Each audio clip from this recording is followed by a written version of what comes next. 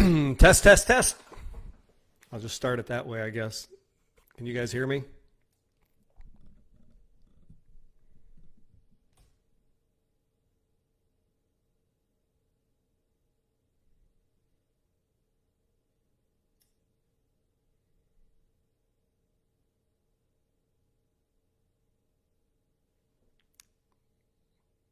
All right.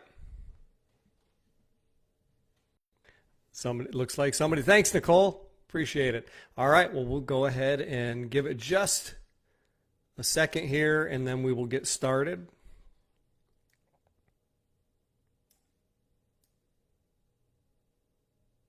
Oh, there we go. There's a little eyeball. I couldn't see that anybody was here.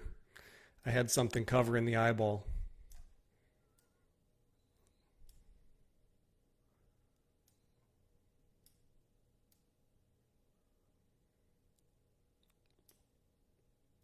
All right, I'm live. It's good to know.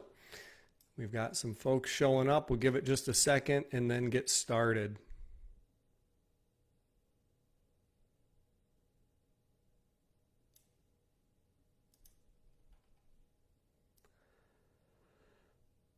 All right. Well, let's go ahead and get started. So, I am Brian Cygan. I'm the co-founder and CEO of The Exercise Coach. The Exercise Coach is a cutting-edge personal training brand. And we help people get the results that matter most to them with no more than 2 20-minute workouts per week. Our workouts are safe, they're coach-led, and data-driven. And they're delivered in small, clean, private exercise studios in more than 80 locations around the country. And we have 25 in Japan. And I'd like to welcome you tonight to another episode of Ask the Exercise Coach on Facebook Live. And tonight we will be talking about how to best understand and use your smart scale, your home body weight, body fat scale. I'm going to share some thoughts, and I will take some questions along the way. That's the Ask the Exercise Coach part. And so we'll just dive right into it.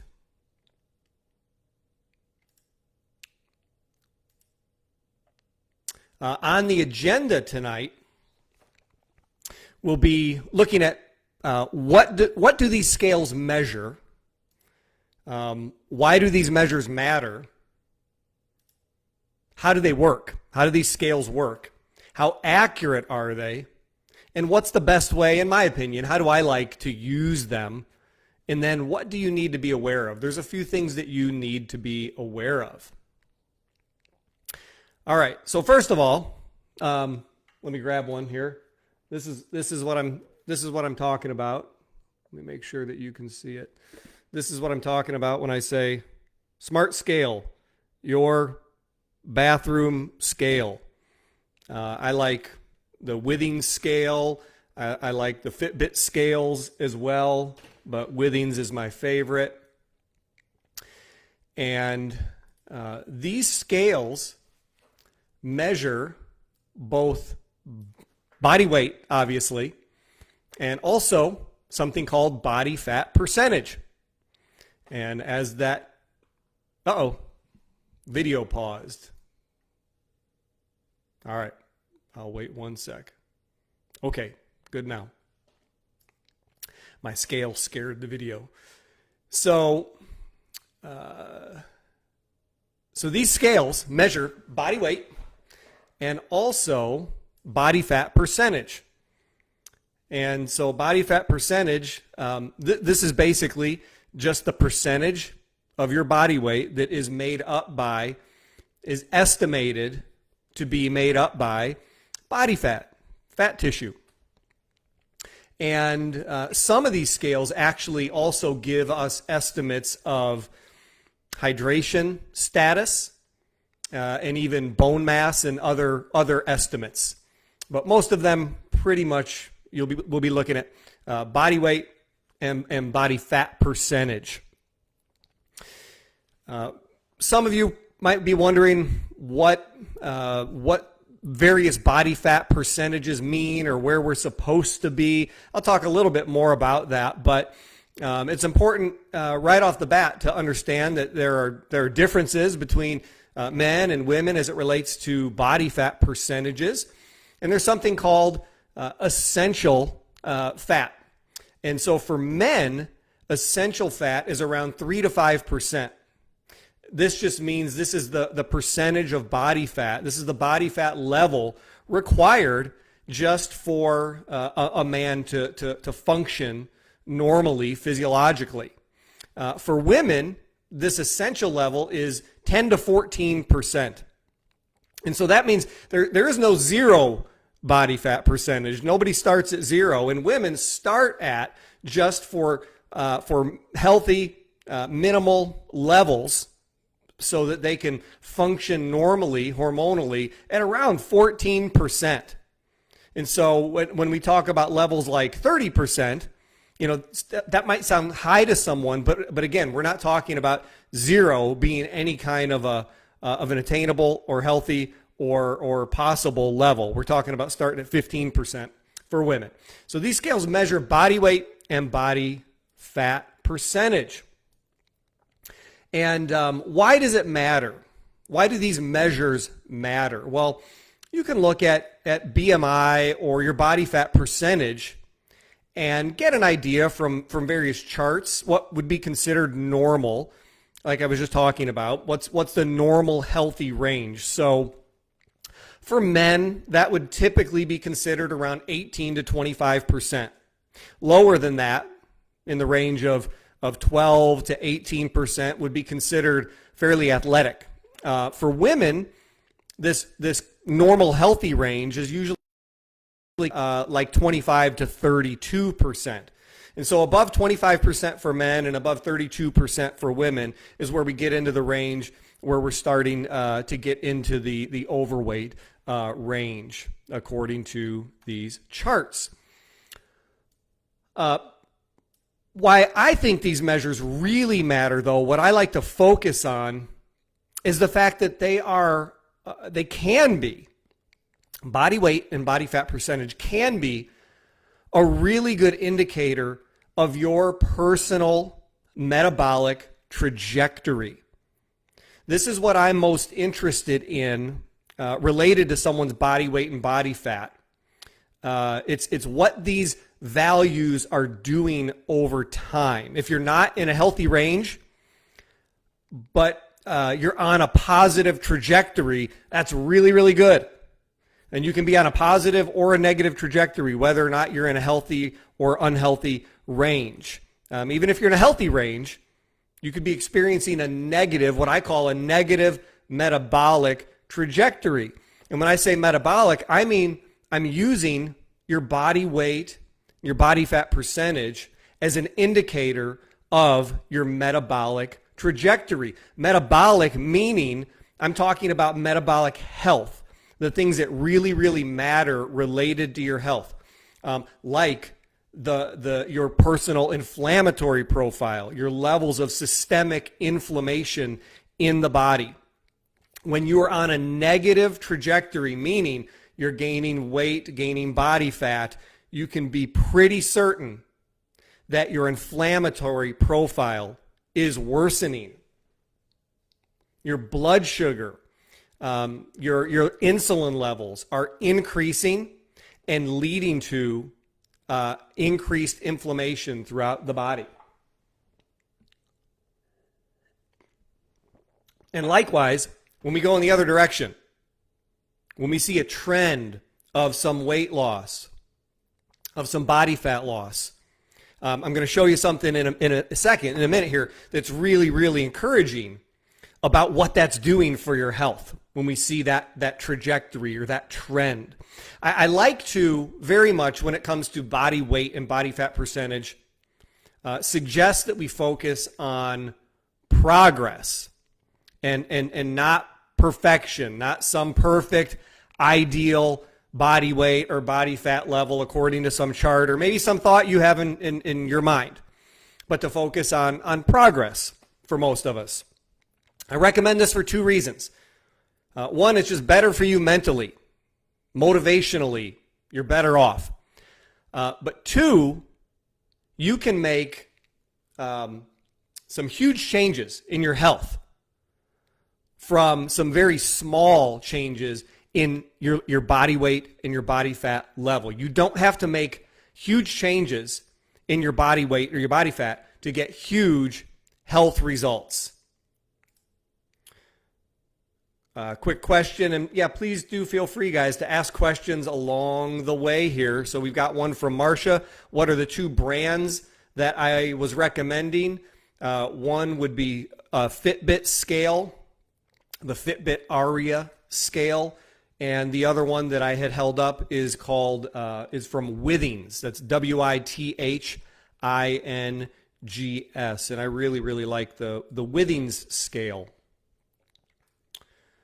All right, so here's what I want to share with you next, and Jerry Ann or Amy, if you wouldn't mind dropping the link number 1 in here, because I want to share this link with everybody, because I think this is a really important article for people to be aware of, and it's just a really important point. And so the point is this. We'll drop this article in there, a link to it, and you can go look at it. But researchers have found that losing just 5% of your body weight is all it takes to see major health benefits. And this is in overweight people even.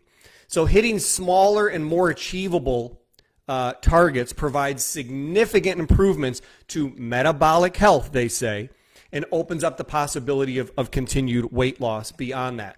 So the types of improvements that people see with just 5% of their body weight being lost are huge. They see these in the area of insulin levels, glucose control, inflammation. So everything related to diabetes, systemic inflammation, which is what actually really kind of drives your overall health. Reduces the risk if you have low inflammation, reduces your risk of all these diseases of aging. And right now, everyone's also acutely aware of the need for a strong immune system. And the more inflammation you have in your body, the harder it is for your immune system to mobilize an adaptive immune response and target invaders. So more inflammation is really means a compromised immune ability. But just 5% of weight loss, 5% of your weight being lost means significant results metabolically. A quote from this article is that our findings demonstrate you get the biggest bang for your buck with 5% weight loss. This is Samuel Klein, director of Washington University's Center for Human Nutrition. What they found was most of the metabolic results people got from weight loss actually occurred in just the first 5%. So be encouraged by that. You don't have to lose a bunch of weight to start to get healthy. So how do these scales work?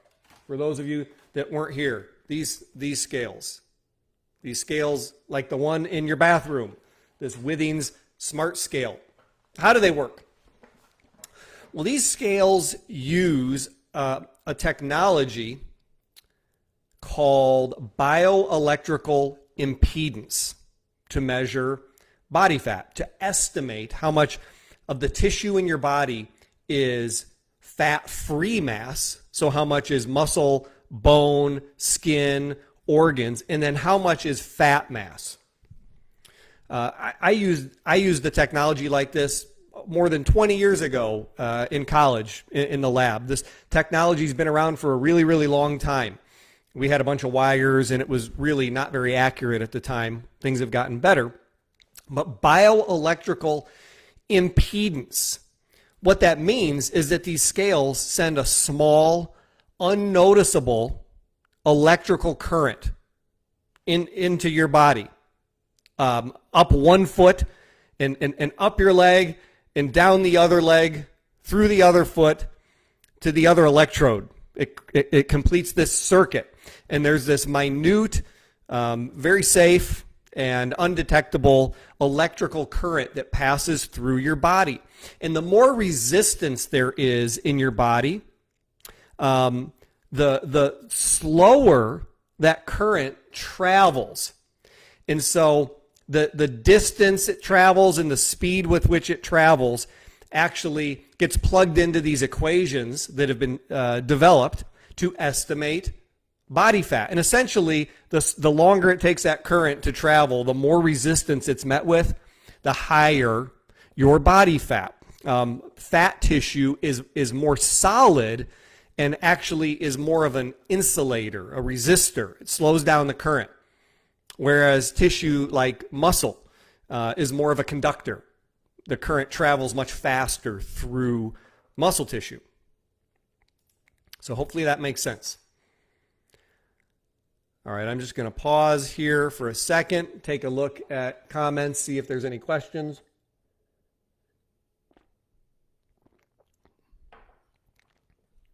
And I can certainly take some questions here, excuse me, at the end. Yep, we'll take them along the way. I can take some at the end and mostly related to what we're talking about, but anything you want to ask, feel free. Okay, so how accurate are these scales? Well, I like to talk about two terms when we talk about the accuracy of these scales. The first one is validity, just a statistical term, and the second one is reliability. Now, validity can also be referred to as sensitivity. It can be viewed as accuracy, really. And so we're really, when we ask how valid a measure like this is, we're really asking, how close to the truth is this? Is it accurate? And so usually, the framework we would create to think about that would be to compare different technologies, different ways of measuring to what would be considered a criterion measure or the gold standard of measurement for this metric.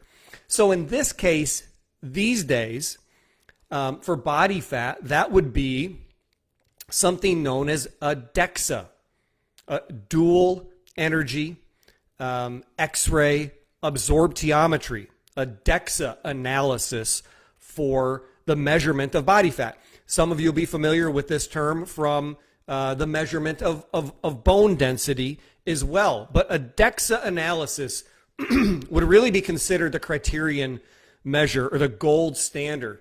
And so everything else is compared to this benchmark of accuracy to see how valid is this measure. Now, most measures in the field are going to have a range these days of accuracy somewhere in the realm of maybe plus or minus 3%. It's pretty good. Some are not as good as that. In some cases, you'll need different settings on your device, maybe if you're more athletic or something, to get a more accurate measure.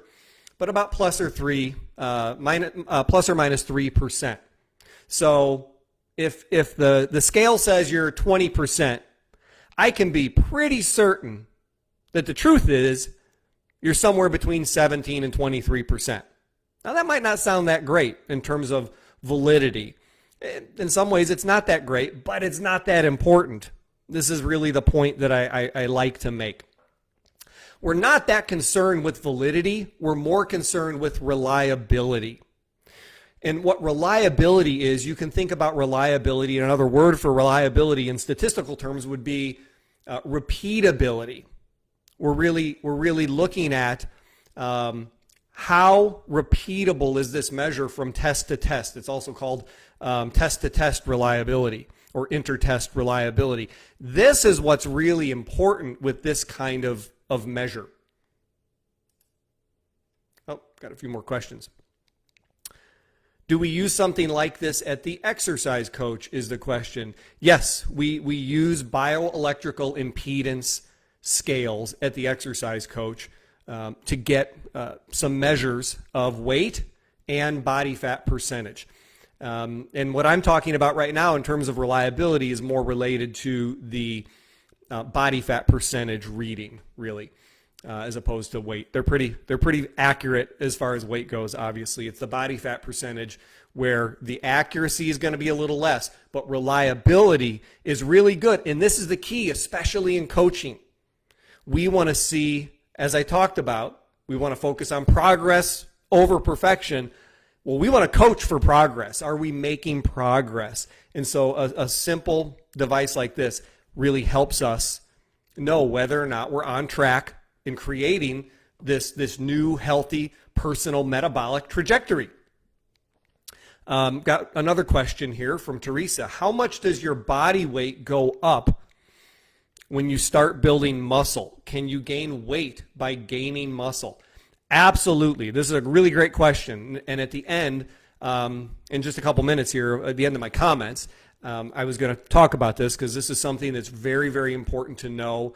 So I'll tell you what, I'll just hold on to that question or hold on to the answer here for just another minute, and I will touch on that one. Great question, Teresa. So reliability is all about repeatability, and it's about the trend. That's what we're looking for. What is the trend that we're seeing? And so what's the best way to use these scales? Well, first of all, we need to make sure that what we're doing is designed to maximize reliability, repeatability. And so that means keeping the variables that you can control pretty constant. I talked about the fact that we're sending a low-level electrical current through your body, and the speed with which that current travels determines the estimate of body fat percentage that you get. So your hydration status actually significantly impacts the reading. And this means that if you get on an impedance scale at 6 in the morning and then at 6 at night, you're going to get significantly different readings. And which way do you think that's going to go? It's going to be your body fat percentage will read lower in the evening.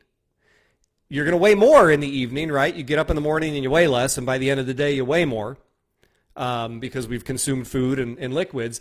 But because we've consumed food and liquids, we're more hydrated.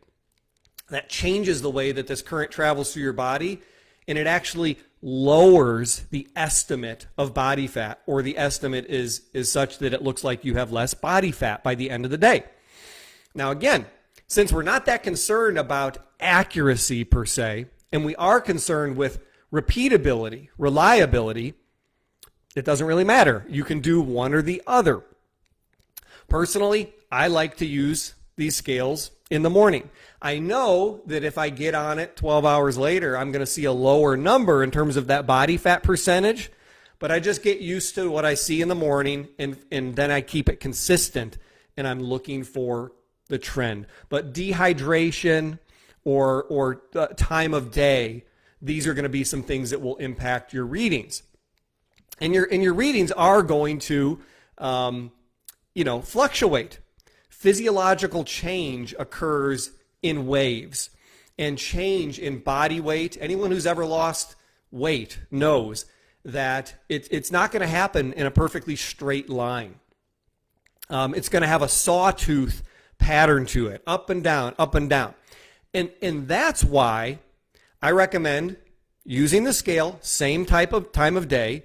I like the morning because there's sort of less variability related to, well, I skipped meals today, I ate a lot today, I drank a lot today.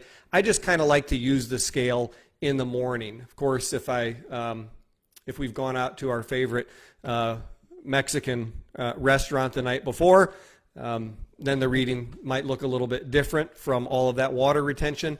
But for the most part, I use it in the morning, and that really helps just keep things as repeatable as possible. But my next recommendation, the way that I like to use the scale, and I think has a lot of value, it might be a little different for some of you. Some of you might not like it. That's okay. You can give it a try. Give it a try for a while or not. But I really prefer Oh, I got a question from Dave, and Dave is asking you're reading my mind, Dave. Dave asks, well, what about weighing daily? And so this is my point, is my recommendation, or the way that I really like to use a tool like this to maximize it, is to use it daily. And this is not to obsess about weight. In fact, I think it can have the opposite effect, because your weight is going to fluctuate a lot from day to day, even if it's not really changing. And that can be really frustrating. But when we weigh in daily, or at least regularly, every other day, several times a week, enough, we can develop a trend. And then we can just be thinking in terms, even if it says on one day I'm 180 pounds, and the next day I'm 178 pounds, and then I'm 181. You can start to see the trend enough so that you can basically say, my weight and my body fat are staying the same. They're going up or they're going down for this time frame, whether it's a week, 2 weeks, or a month. But the key is to focus on the trend. That's what we're really looking at. Remember, I talked at the beginning. We want to use these devices to give us an indication as to whether or not our personal metabolic trajectory is a healthy one, if we're holding on, or if it's one we need to be concerned about turning around. Okay? What's the trend? That's what matters most. And remember, just 5% of weight loss. So just seeing a positive trend, a downward trend over time. It won't take being on that trend for long to significantly impact your health, to improve insulin levels, inflammation levels, to bolster your immunity, to reduce the risk of all the diseases of aging that we're so concerned about, heart disease, stroke, cancers, all of these things, or to fight them if we already are dealing with them. There's some evidence also that weighing in more regularly may help with weight loss. And so, Amy, could you drop the second link in there? I think you're probably dropping it over in the comments where people can see it. Daily weighing may help with weight loss goals. In one study, people who didn't weigh themselves or rarely weighed themselves over a year lost less weight than those who weighed themselves regularly or daily. This was a study done and presented at the Chicago American Heart Association's scientific sessions in 2018.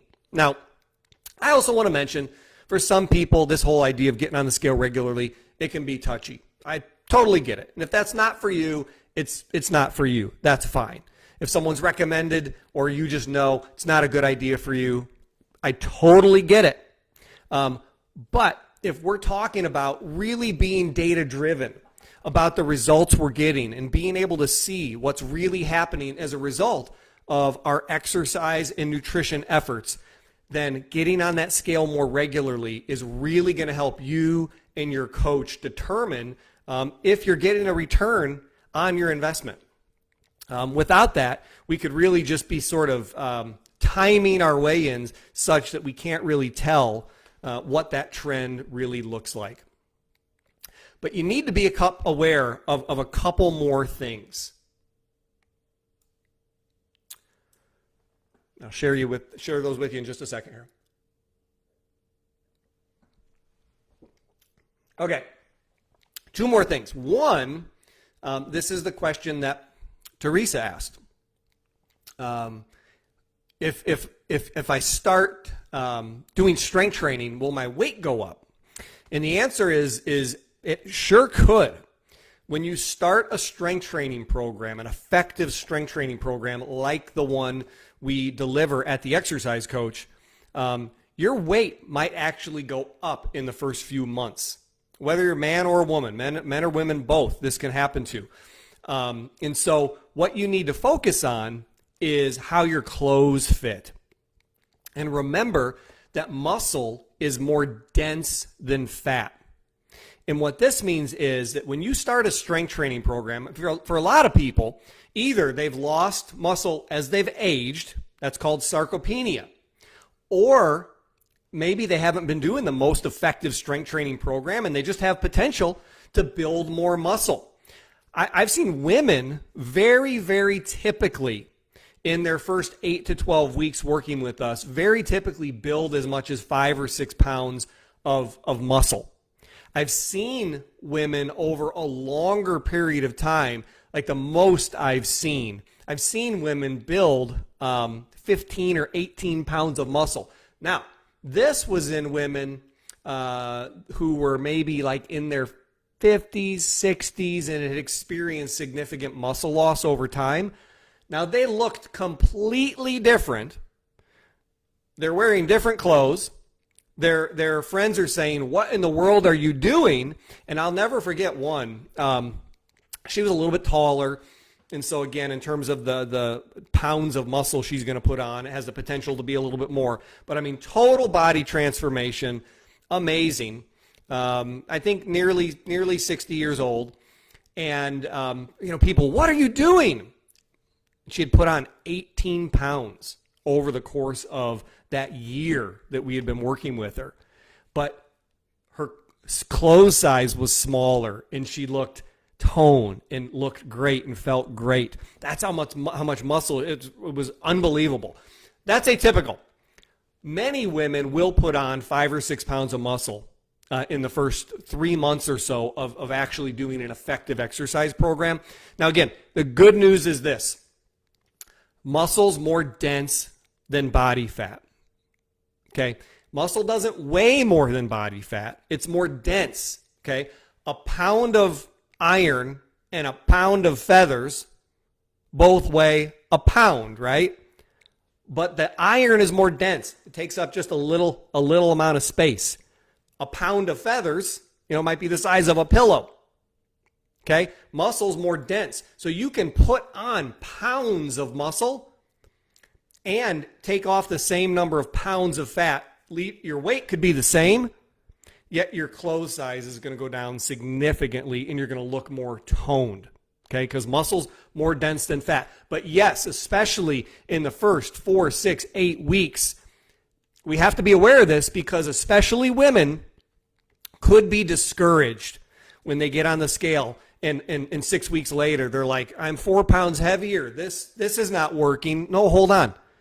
And that's why we need to use a tool also like a smart scale and measure over time trends of both body weight and also body fat percentage.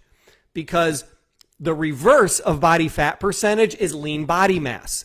Okay, if you're 25% body fat, or let's say you're 30% body fat when you start, that means you're 70% lean body mass. Okay, your body fat percentage goes down to 25%. Well, you're 75% lean body mass. Your weight on the scale, depending on how much muscle you've put on, how much lean body mass or skeletal muscle you've put on, could be about the same. We need to be able to see that. We can only see that by measuring your body fat percentage. But there is another thing that you have to be aware of. And it's this. When we use these bioelectrical impedance scales, whether they are the scale in your bathroom or they're a $10,000 scale used in a training studio, regardless of the cost of them. And by the way, I really like these because our focus is on reliability, and they're very reliable. We can see the trends. We can spot the trends. So I like the $80 or whatever scale. But regardless of what kind of scale you're using, initially, if you're going from if you're going from a state of sort of not the best personal metabolic trajectory, and you start to get good results, so you start to put together some strength training and some good nutrition, and you start to lose some body fat on all of these bioelectrical impedance scales at first. So like the first, I'll say 7 to 14 days maybe at the most, your body fat percentage on that scale is likely going to go up. And again, that's going to be really frustrating because you're working really hard. You're doing a great job. You're accountable. You're working out hard. You're eating well.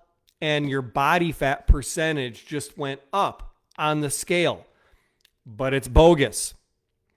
And we know this is going to happen. It should be something that's explained to everyone who starts to use a bioelectrical impedance scale so they're not discouraged. The reason your body fat percentage reading goes up is because when you start to lose weight at first and you start to reduce insulin levels, you start to actually lower water retention. You become less bloated all throughout your body, in your muscle cells and outside your muscle cells as well. You're holding less water. And that changes the reading that you get in the way that that electrical current passes through your body.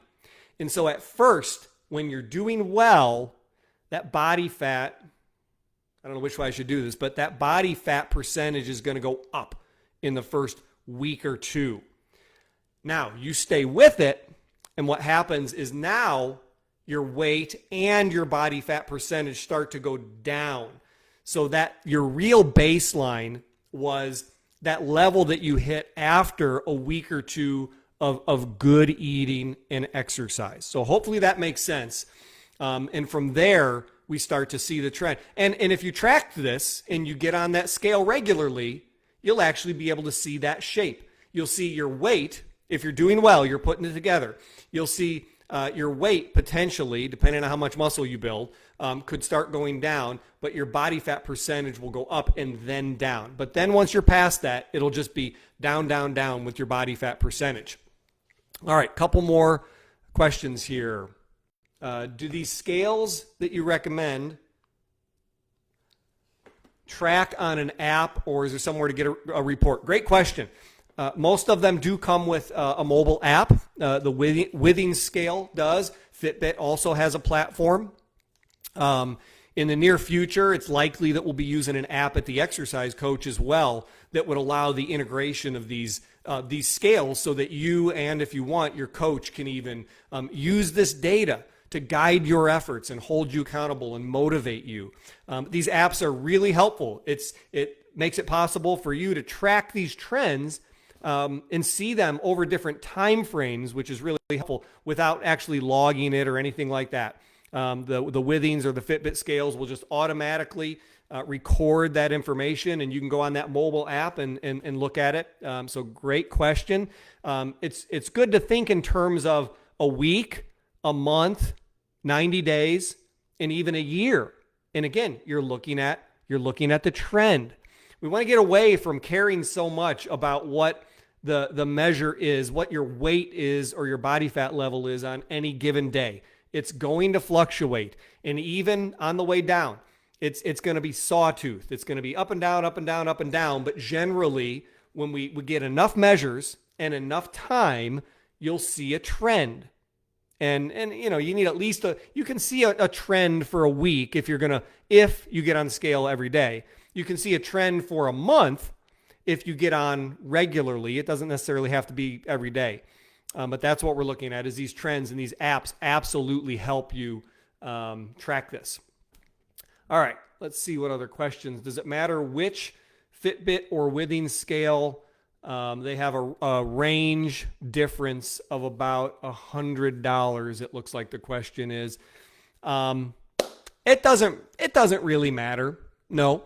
The Fitbit Aria, I think, has an athlete setting, which I do like about the Fitbit scale. Again, it doesn't really matter. We're focused more on reliability. What does it say you are? I mean, to be honest, if the scale and some impedance measures are really goofy, and it might tell me I'm 30% body fat, and I know that's really, really wrong, I still wouldn't care. I could use that tool daily, regularly, and it would be reliable, meaning that if my body fat percentage went from 30 to 29 to 28 to 27, I would know that my personal metabolic trajectory is moving in the right direction. So it doesn't really matter. I do kind of prefer the Withings scale, though. Jessica says, I did the reverse during lockdown. Traded muscle for fat. Got to get back on track. I hear you, Jessica. We got to get back on track soon enough. We are starting to open in some locations, reopen, I should say, in some of our 80-plus locations around the country, in a few states, really as early even as the end of this week. And then from there, we'll have more and more locations reopening in waves as deemed appropriate. But man, are we excited to help people get back on track here. In the best way, I would say, to get back on track and to get on the personal health trajectory of your dreams is to contact your nearest location of the exercise coach. Set up an initial consultation. Like I said, we've got some locations opening as soon as end of this week, next week, many more over the coming weeks. But call now or find it and send them an email message now. Request your 2 free sessions. I do believe we will be in pretty high demand as we get back to work, just because of the small, clean, private setting and really just the unfortunate inability that exists for people to enjoy the gym they might have been enjoying if that was the case. And so I do think we are going to be, over the months to come, pretty busy. So please check out the Exercise Coach location nearest you. Just go to exercisecoach.com and look for your nearest location. And then one more thing, Amy, if you could then drop in the blog post that I wrote about these things that we've been talking about. Anything that I missed, hopefully I captured in this blog post. And it's I think titled "How to Turn Your Scale into a Super Tool." And then I had a question about getting on the scale, a smart scale, before or after a workout. There can be a difference, especially with a really hard leg workout. You can see a difference. And so again, consistency is the key. And generally I would recommend don't get on the scale after a workout. Get on the scale before. Again, I prefer the morning. That just removes all those variables. We're going to work out a couple times a week. So get on the scale in the morning, get your measure, track it, and start to watch those trends. And better yet, share those trends with a coach for accountability, motivation, and insight into what's going on, what effect your efforts are having, and how you can change your efforts in terms of diet and exercise, nutrition and exercise, to get the best possible results. It's these two things ideally are synergistic. They work together. Intense, effective strength training and healthy whole food nutrition. We like to say whole effort exercise and whole food nutrition. These are the two things that we want to put together to maximize weight loss, but more importantly, changes in body composition, body fat loss, leading to lower inflammation, better health, and the look and the feel that you want as well. All right. Well, I can take any more questions if I didn't get to them. I thought this would be about 20 minutes, but I was apparently long-winded. We're going on 40 minutes, and so I'll just take a quick scan here, see if there's anything that I see.